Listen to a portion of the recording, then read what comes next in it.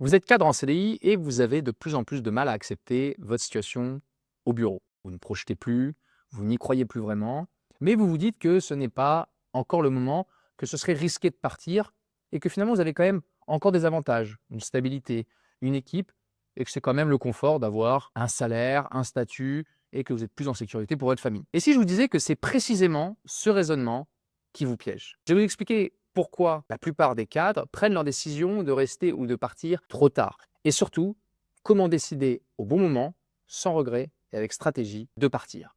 Je m'appelle Amalric, je suis expert en négociation de départ et fondateur de rupturepro.com. Ma mission est la suivante, c'est de vous aider, 1, à éviter un refus catégorique, vous éviter de vous faire avoir par les RH, et 3, de vous permettre de maximiser vos indemnités de départ. Si vous êtes en CDI, abonnez-vous à cette chaîne parce que un jour ou l'autre, nos vidéos, nos conseils, nos techniques pourraient bien vous sauver la mise.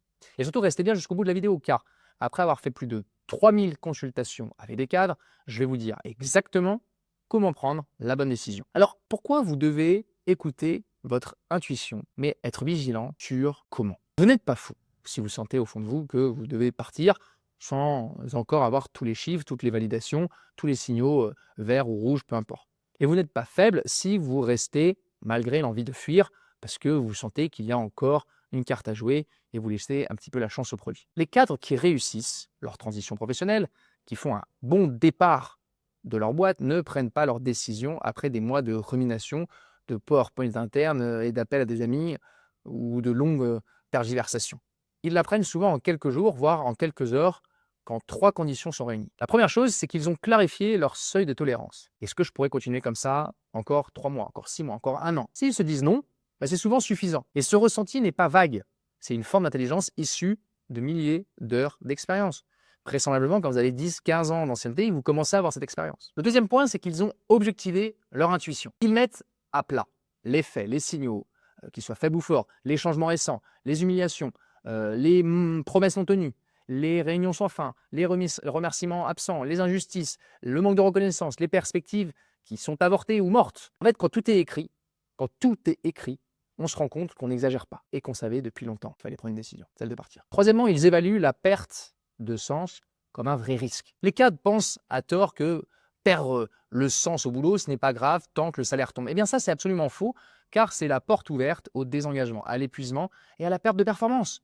Et donc, vous vous mettez à risque, soit de vous faire virer, soit de vous faire oublier. Autre chose, et c'est très important, les cadres acceptent qu'il n'y a pas de certitude. En fait, vous n'aurez jamais toutes les infos. Vous ne saurez jamais à 100% si le marché vous est favorable, si le prochain job sera mieux, si votre projet de partir va bien se passer, si vous allez obtenir les meilleures conditions, si vous auriez pu tenir encore un peu dans cette boîte, si vous auriez pu faire partie de l'équipe qui va, avec la réorganisation, être promue, etc. Non, vous pouvez pas, vous n'avez pas de boule de cristal. Même les meilleurs dirigeants, que ce soit des investisseurs aussi, ou les athlètes, ou les top patrons, prennent leurs décisions avec de l'intuition, avec des données incomplètes et un risque calculé. Donc chercher la décision parfaite, c'est s'empêcher d'agir et rester dans une situation usante par peur de mal faire, c'est déjà faire le mauvais choix. Car ne pas décider, c'est aussi une décision. Et souvent, c'est la plus coûteuse. Parce qu'en attendant le bon moment, vous perdez du pouvoir de négociation. Entraînant, vous laissez les RH ou votre management reprendre l'ascendant, proposer différents scénarios qui ne seront pas forcément à votre avantage.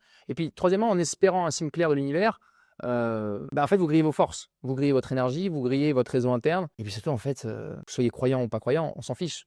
Il y a un moment, vous êtes acteur de votre vie. Donc oui, on peut voir des signes. Il y en a qui vont dire, comme saint Thomas, moi je ne crois que ce que je vois. Et puis ensuite, on peut dire aussi le contraire, en fait, on ne voit que ce qu'on croit. Donc pensez à ça. Donc plus vous tardez, plus vous vous fragilisez. Ça, c'est certain. Et le jour où vous serez soi-disant prêt à agir, vous aurez moins de levier, vous aurez moins de lucidité et vous aurez moins de crédibilité. Donc comment se décider ou comment décider? Déjà, c'est pas en attendant d'avoir un burn-out ou d'avoir une offre en main ou d'avoir finalement un alignement des planètes.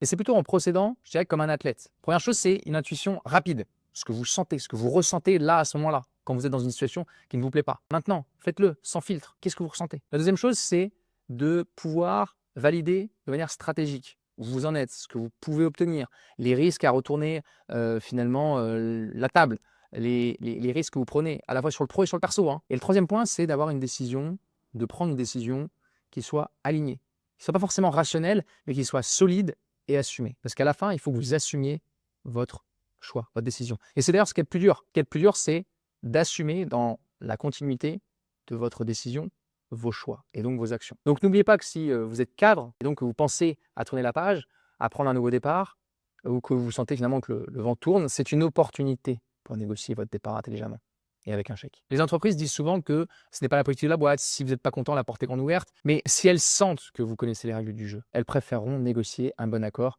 plutôt que de laisser empirer la situation. Et pour atteindre la table des négociations, sans vous griller bien entendu, parce que vous savez que vous n'avez qu'une seule cartouche, il vous faut une approche subtile et ne pas faire n'importe quoi. Donc si vous voulez qu'on vous aide à mettre en place la meilleure stratégie de départ, vous pouvez prendre un premier rendez-vous sur rupturepro.com.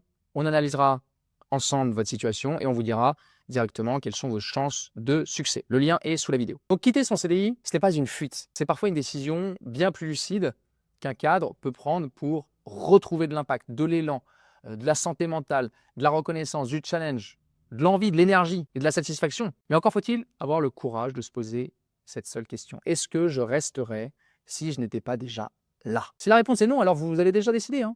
Il ne reste plus qu'à faire une démarche propre, intelligente et de sécuriser vos intérêts. Abonnez-vous, suivez-nous et posez-vous cette bonne question. Est-ce que je resterais si je n'étais pas déjà là?